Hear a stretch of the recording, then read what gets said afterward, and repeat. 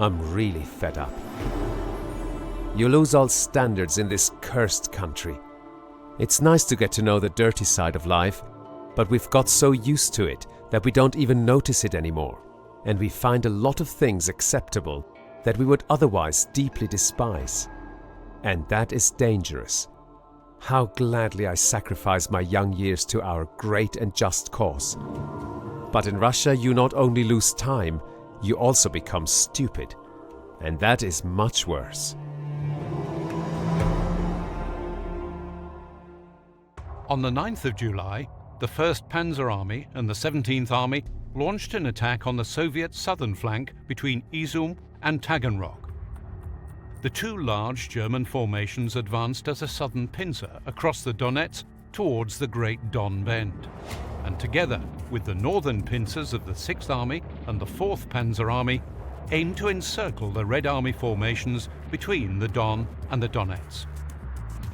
But again, the Soviet troops retreated faster than the Germans could follow, counterattacking the overstretched German lines wherever possible. Please excuse the fact that I don't write as often as I did, but that is the way on an advance like this. The old men tell me that they have rarely been in the middle of such a mess as they were this time.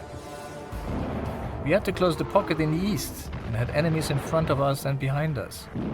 Those were critical days, and sometimes we were almost surrounded when the Russians broke through. The artillery shoots damn well into our village, and Rutters join in.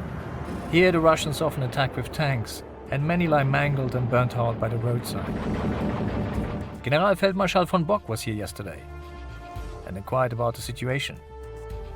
I was able to take photos of him. 5 days later, on the 13th of July, Fedor von Bock warned in a telegram that the destruction of essential numbers of enemy forces could not be achieved in an operation that would lead right into the heart of the enemy. Aware of the risks now faced by his most forward units that had become isolated by the speed of the advance, he wanted to pause the attack to eliminate Soviet forces in the immediate vicinity before continuing too deeply into Soviet-held territory.